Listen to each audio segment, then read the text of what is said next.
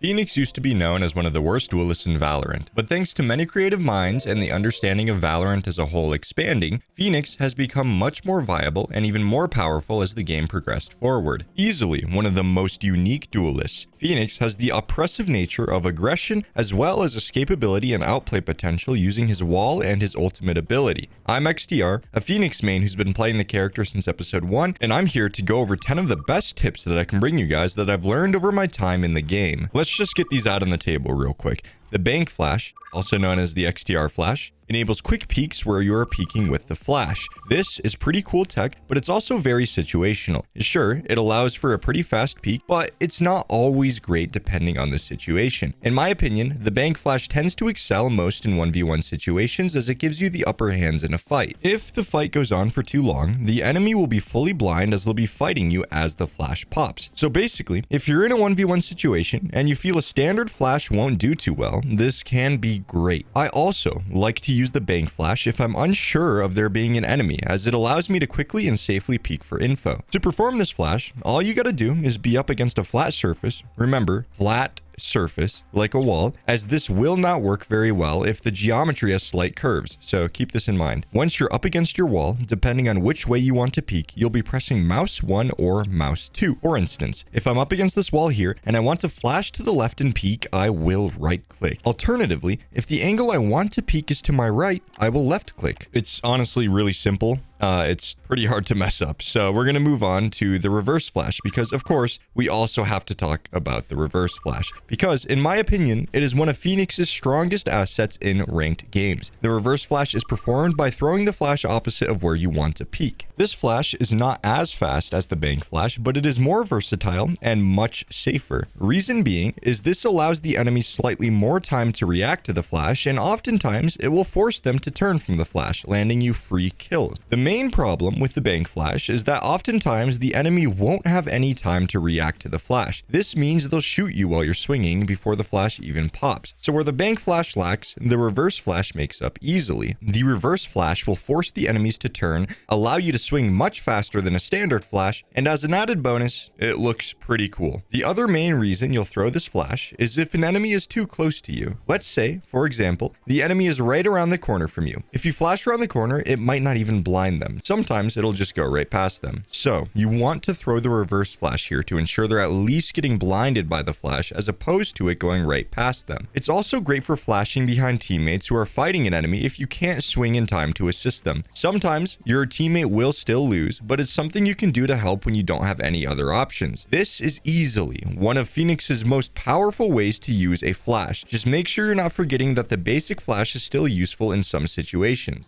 Everyone knows how powerful Phoenix Wall can be. It can help you escape situations, block off enemy sightlines, and heal. Just know that you can also use the wall to wall over objects by looking up while using it. This can be used as an impromptu smoke in a lot of situations. For example here, if you have no smokers on A site split, you can use the Phoenix Wall to block off the angle, allowing your team to get onto site. Using the wall, you can also create new flash zones. Flash zones are basically just areas where once a flash is thrown, the enemy has no escape route. So either they turn the flash or they get full blinded and almost always lose the fight. A flash zone example would be here in Tree on Lotus. Flashing into Tree can result in a lot of kills as their only way to escape is to tuck behind the actual tree. If we also look at Showers on Buy, you can see here that once you flash into Showers, they only have a chance to exit Showers or, well, die. This is also a great flash zone and can be manipulated and changed, which is our next important tip. Keep in mind, if you're looking to climb, by far, the most important thing for you to master is the fundamentals. This goes far beyond things like crosshair placement and counter strafing too. It also includes things you probably don't even realize you're doing wrong, like peeking, spacing with teammates, or even just where you choose to stand. The players who are consistently able to drop 30 in their matches are masters of all of these things, and you also could be if you took our Aim God Masterclass that is expertly designed to teach you all of the fundamentals that you need to know in just one course. Our goal here is to have this course teach you everything you need to know, which is exactly why we are constantly updating it as users submit feedback. The game is always developing, and that's why our website is too. With new courses posted every single month, you can be sure that you're always ahead of the curve when it comes to your mechanics. On top of that, we also offer a rank improvement guarantee. So if you don't climb while using our service, you don't pay. We know, it sounds insane, but that's how confident we are in what we offer. And check it out using the link below. Flash zone manipulation is key when actually using these flash zones. You can create new flash zones through the use of a molly or wall, which is usually overlooked by Phoenix mains. We'll talk about creating a new flash zone through the use of molly here. Let's look at bind showers, as this is where I generally make this example. We talked about the standard flash zone in showers and how the attackers can only leave through showers entrance when they are flashed. Let's also show how we can create an entirely new flash zone through the use of a Phoenix molly. Let's say, for instance, the enemy team is aggressing showers heavily and you need to give it up. While you are leaving showers, you can throw a molly into this spot and then proceed to quickly flash back into showers. This will make an entirely new flash zone where they either have to eat the molly or eat the flash and lose the fight. If they decided to run back through the molly, you can run up and flash once again, taking advantage of the original flash zone.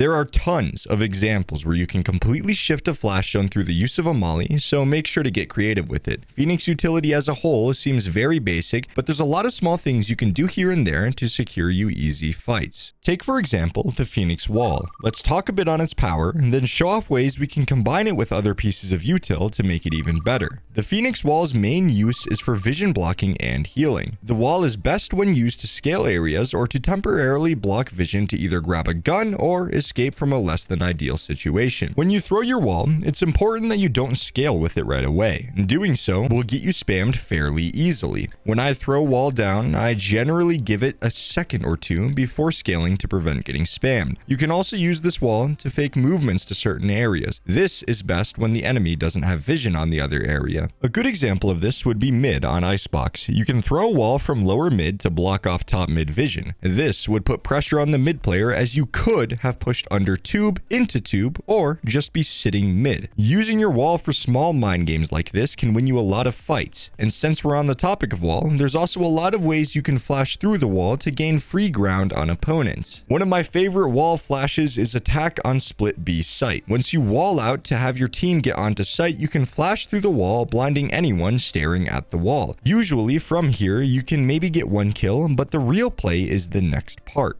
If you're still alive, you can continue pathing behind pillar, flashing once again and pushing through on your tear while taking full control of the right side of sight, which is crucial when attacking on split. The use of the wall here is to block vision from the enemies, allow your team onto sight, and to give you a good barrier that you can flash through. For one last tip with the wall, you can molly certain segments of the wall you may be worried the enemy team will push through. Oftentimes, I'll use the wall as an impromptu smoke and I'll throw the molly at the wall, basically shutting down that angle entirely from the enemy for a few seconds. Phoenix's utility is also great for multitasking, so when you're playing him, look for ways you can use your utility when accomplishing another goal. If I'm low and have spike, I'll almost always use my molly to heal while I plant. Also, if there's an area I want to push to but want to have my gun out, I'll throw the molly at the destination and heal on the edge of it to prevent getting spammed. It's a pretty small tip, but very useful in situations where you could be doing something rather than just sitting somewhere and healing. Also, make sure you're not only using your molly for heals. It's a very important piece of util, which is why I recommend trying your best to accomplish more than one thing at a time with it. Using your utility to fake is also pretty strong. You just gotta know how to do it. Phoenix is on the main roster for the game's release. This means that everyone who has encountered a Phoenix, which is almost everyone, has a general idea of how they play and what their utility means. For example, if you see a Phoenix disappear behind cover and throw a molly, you know he's most likely healing. If you see a wall come out that blocks your vision, he's generally using it to reposition. If you hear a Phoenix ult come out, he's gonna run it down on you. This can make it quite difficult to get anything done sometimes, but it can seriously help you if you understand how to play around it and use it to your advantage. For instance, earlier, we talked about how you can fake movement with a wall. Let me put you guys onto something crazy.